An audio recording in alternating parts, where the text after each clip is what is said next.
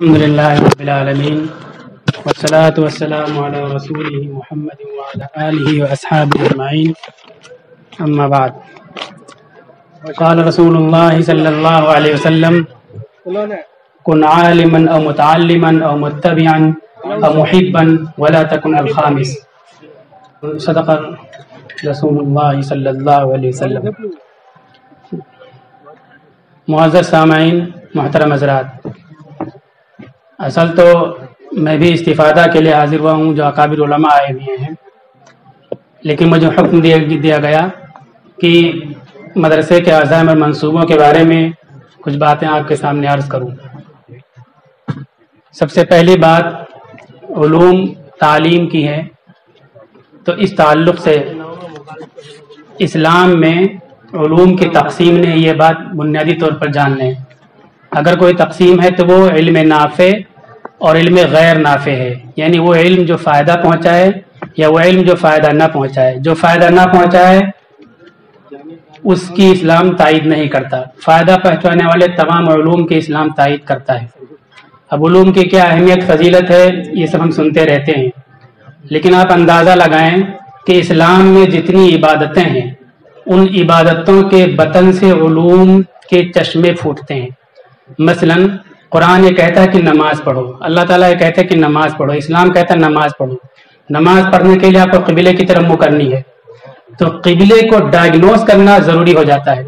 آپ کھڑے ہوں گے نماز پڑھنے کے لیے، لیکن نماز جیسی عبادت کے ساتھ آپ کو قبلے کو ڈائگنوز کرنا بھی پڑے گا، اور اس کے لیے کرۂ ارضی گلوب کو سمجھنا پڑے گا کہ ہم زمین کے کس حصے پر ہیں اور کعبۃ اللہ دنیا کے کس حصے پر موجود ہے.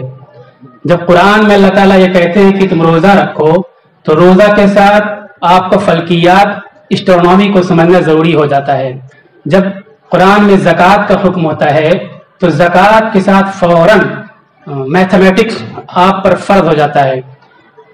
اسی طرح سے حج کی جب بات آتی ہے تو جہاں حج آپ پر جب فرض ہوتا ہے تو اسی کے ساتھ جغرافیہ کو بھی جاننا، ٹور اینڈ ٹریولز کے سسٹم کو بھی جاننا، جرنی کے میتھڈولوجی کو بھی جاننا، طریقوں کو جاننا، وسائل و ذرائع کو جاننا، یہ بھی فرض ہو جاتا ہے. مطلب یہ ہے کہ عبادتیں جو خالص جنہیں عبادت کہا جاتا ہے اسلام میں، وہ عبادتیں دنیاوی علوم کو بھی مسلمانوں پر فرض قرار دیتی ہیں. تو اس سے آپ سمجھ سکتے ہیں کہ اسلام میں دینی علوم دنیاوی علوم یہ تقسیم بالکل نہیں ہے، ثنویت نہیں ہے. یہ جو تقسیم کا تصور آیا یہ دو جگہوں سے آیا. ایک تو کرسچینٹی اور سائنس میں جب ٹکراؤ شروع ہوا اور سائنسدانوں کو چوراہوں پر زندہ جلایا جانے لگا کرسچینٹی کی طرف سے، چرچ کی طرف سے، مسیحی برادری کی طرف سے، تو اس کے بعد ان میں مصالحت ہوئی کہ چرچ کو دو، سیاستدان کو ان کو دے دو، اور بٹوارا ہو گیا. ہمارے ملک ہندوستان میں جو حالات آئے اس کی وجہ سمجھیں. اسلام میں علوم کی تقسیم نہیں ہے لیکن ترتیب ہے کہ پہلے یہ پھر یہ پھر یہ پھر یہ. آپ کو اللہ رسول کو پہچاننا ہے، دین کو جاننا ہے، فرائض واجبات کو سمجھنا ہے، یہ پہلے سیکھنا ضروری ہے. اس کے بعد آپ دنیاوی علوم بھی حاصل کریں، کوئی ممانعت نہیں، لیکن ترتیب ہے. پہلے آپ اللہ رسول کو جانیں. تو 1857 کی جنگ آزادی کے بعد جب انگریزوں نے یہ دیکھا کہ جنگ میں علماء ہی موٹیویٹر کے حیثیت سے کام کر رہے ہیں اور میدان جنگ میں ہیں، تو یہ طے کیا کہ علماء کو ختم کر دیا جائے. اور علماء کو ڈائگنوز کرنے کے لیے جو سمٹمس انہوں نے طے کیے، سمبول طے کی، علامتیں اور پہچان طے کی، وہ یہ تھا کہ جس کی داڑھی ہو، جس کی کرتا ہو، اس کو پھانسی دے دی جائے، قتل کر دیا جائے. ایک طرف سے علماء کا قتل عام شروع ہو گیا، پھانسی کے پھندوں پر لٹکائے جانے لگے. تو علماء نے دیکھا کہ یہ علماء کو ختم کر رہے ہیں، علماء ختم ہو جائیں گے، دینی علوم کے ماہرین ختم ہو جائیں گے. تو دینی علوم کے ماہرین پیدا کرنے کے لیے ان حالات میں مدرسوں کا قیام ہوا جس میں دین کی تعلیم دی جانے لگی. ایک خاص حالات تھے، اس میں بھی جو سلیبس تیار ہوا تھا اس سلیبس کی اسٹڈی کرو گے. یہاں کچھ اطباء بھی موجود ہیں، شرع اسباب، قانونچے، سدیدی، نفیسی، یہ کتابیں. شرع اسباب تو ہم نے دیکھا کہ بی ایم ایس کے میں لوگ اردو میں رکھتے ہیں، ہم نے عربی میں پڑھی کتابیں. کسی MBBS یا किसी बीमारी के स्पेशलिस्ट के सामने लेके बैठ जाओ किसी भी डिजीज के बारे में, जो डिटेल है, एटियोलॉजी है, ट्रीटमेंट है, एमबीबीएस वाला भी चकरा जाएगा कि इतनी मालूमात इन किताबों में मौजूद है। उस सिलेबस में इस तरह से चीजें मौजूद थी। तो हालात थे, इसलिए दीन के नाम पर, दीनी उलूम के नाम पर इदारों का कयाम आया, अमल में आया। किसी भी दौर में उलमा स्कूली तालीम के और मॉडर्न एजुकेशन के मुखालिफ नहीं रहे हैं। ये उलमा से अवाम को काटने के लिए फर्जी और झूठी बातें चलाई जाती हैं। खासतौर पर मैंने कई बार देखा, मौलाना तैयब साहब ने एक मरतबा व्हाट्सएप पे भेजा था कि सवाल चल रहा है इमाम गजाली की तरफ से कि इमाम गजाली ने मैथमेटिक्स को हराम करार दिया था, फतवा दिया था, और लोगों की तरफ से बातें आई थी। अरबी की अहयाउल उलूम इमाम गजाली की किताब सफा नंबर 18 और उर्दू की सफा नंबर 52 जिल्द 1 में, यहाँ उर्दू में मौजूद है लाइब्रेरी में। इमाम गजाली मैथमेटिक्स को फर्ज किफाया लिखते हैं।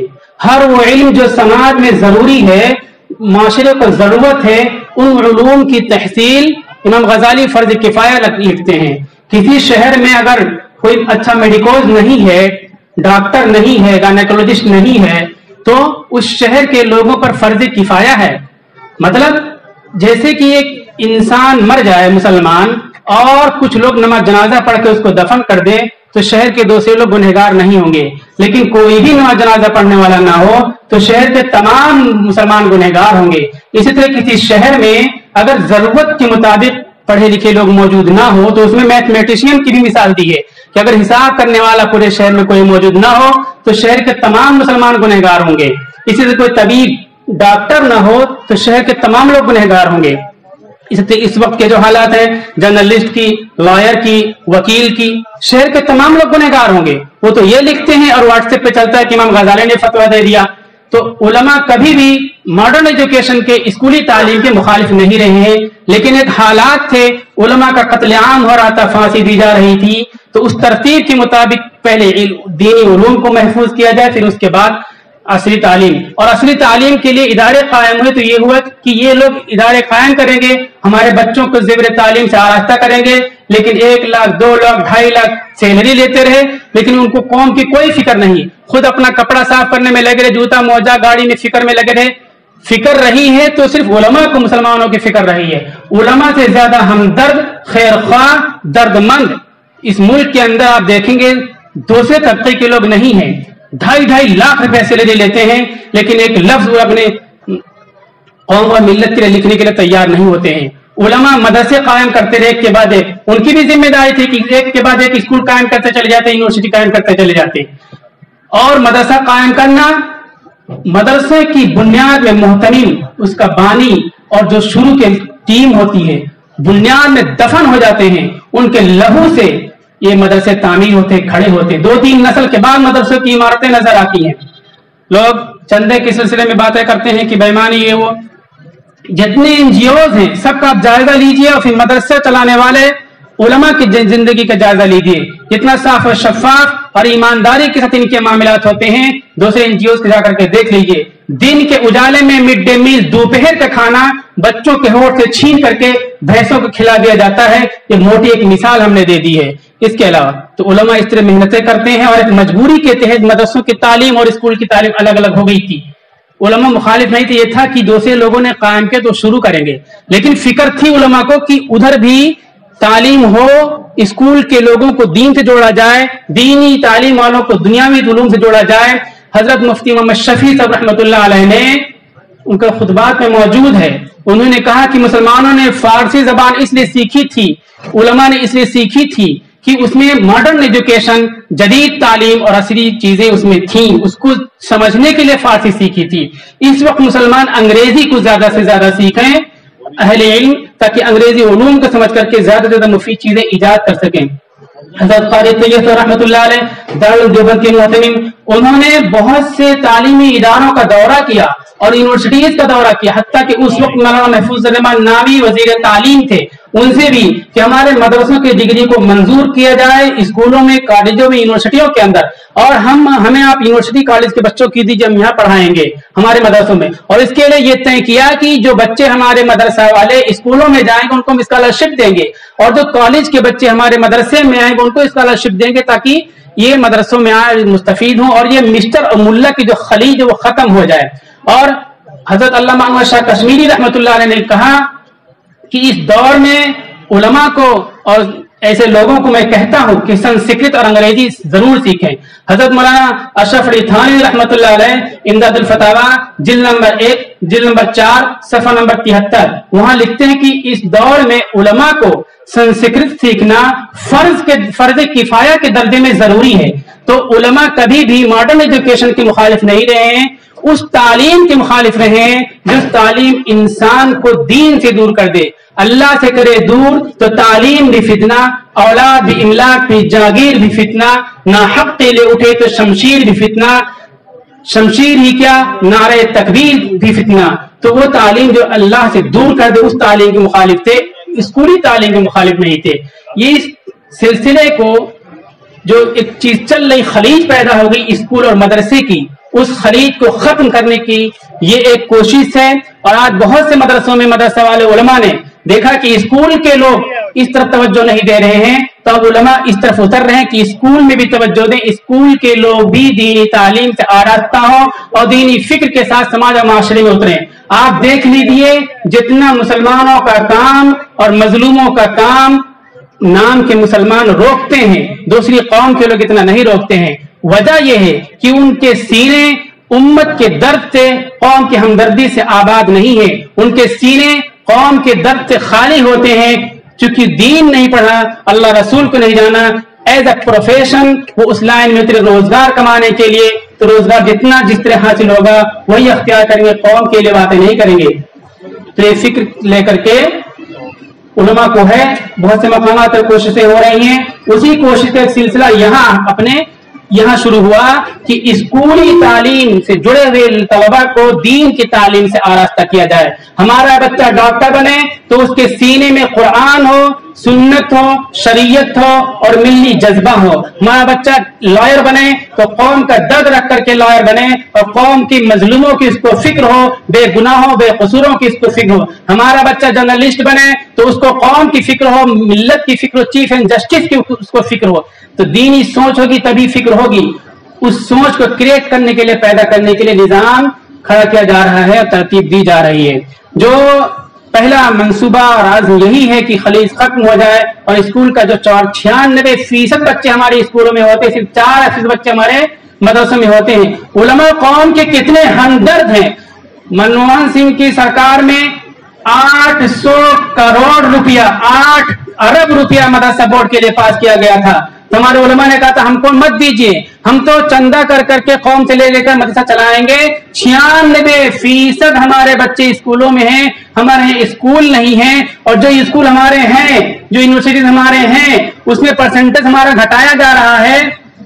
वो हमारा परसेंटेज बाकी रखा जाए और हमको स्कूल दिया जाए। पैसा हमको न दो, स्कूलों में हमारे दे दो, हमारे स्कूल कायम करो। लेकिन उनको मदरसों की बहुत फिक्र पड़ी हुई थी। उसके बाद मोदी जी की सरकार आई, उन्होंने भी 100 करोड़ 1 अरब रुपया मदरसों के लिए पास किया, उसको भी लौटा दिया गया। अटल बिहारी वाजपेयी जी ने कहा था कि मदरसा वाले मॉडर्न एजुकेशन से वो हो जाएं, हासिल करें, तो उसको भी नहीं कबूल किया था। तो किसी हुकूमत से मदरसा वाले उलमा को कोई वो नहीं थी। एक निजाम बनाया था कि हमारे मदरसे चंद चलेंगे ताकि मदरसे कौम से जुड़े रहें और दीन का काम होता रहे। और ये कहते रहे कौम की हमदर्दी में कि हम भूखे रहेंगे, चटाई पे बैठेंगे, रोटी चटनी खाएंगे, नमक रोटी खाएंगे, लेकिन हमारे बच्चों के स्कूल के लिए पैसा दो, मदरसे के लिए पैसा हमको नहीं चाहिए।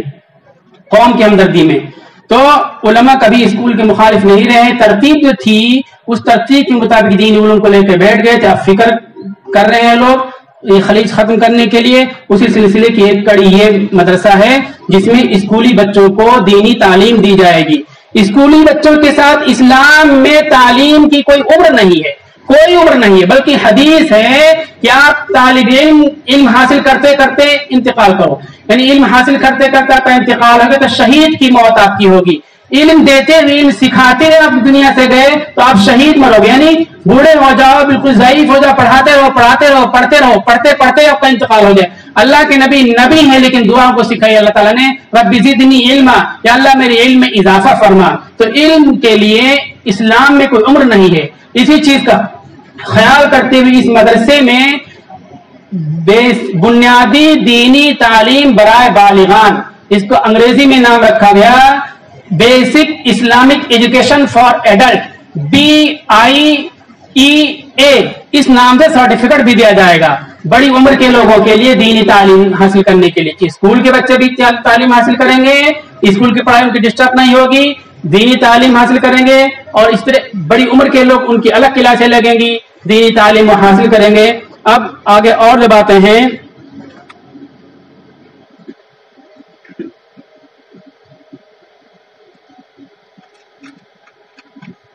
हमने जो हदीस तिलावत की उस हदीस में अल्लाह के नबी सल्लल्लाहु अलैहि वसल्लम ने इल्म के सिलसिले में तकसीम कर दी इंसानों की कि किस किस तरह से इंसान होंगे, आप होंगे तो आप एक मुसलमान की हैसियत से होंगे, और किस तरह होंगे तो आप महरूम फर्द होंगे।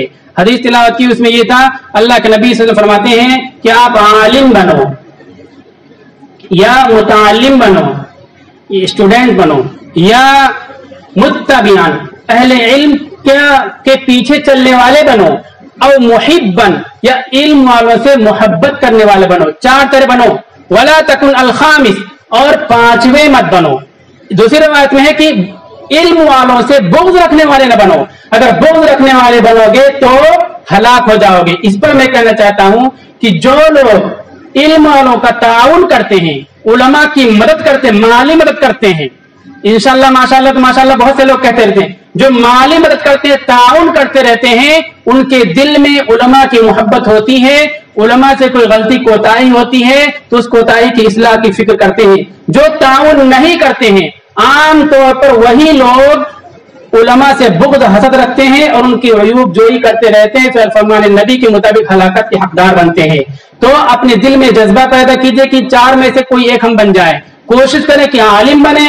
आलिम बनने के लिए मदरसे में आना पड़ेगा, तालिब इल्म बने, स्टूडेंट बने, वो बड़ी उम्र के लिए भी है, छोटी उम्र के लिए भी है, और अहले इल्म की पैरवी करने वाले बने, कम से कम मोहब्बत करने वाले बने। मोहब्बत करने वाले कैसे बनेंगे? आप उनका ताउन करेंगे तभी मोहब्बत करने वाले बनेंगे। अगर ताउन नहीं करेंगे तो मोहब्बत करने वाले नहीं बनेंगे।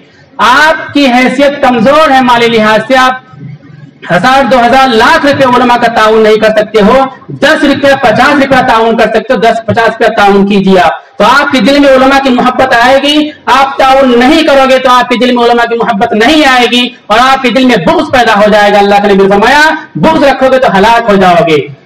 एक अहम बात और इस इदारे के ताल्लुक से यह है कि इस इदारे का निजाम चंदे पे नहीं रहेगा। दो बातें आ गई, मिस्टर मुल्ला की खरीद खत्म करने की कोशिश है, स्कूली तालीम हासिल करने वाले बच्चों को दीनी तालीम से आरास्ता करना है और बड़े लोगों को भी आरास्ता करना है।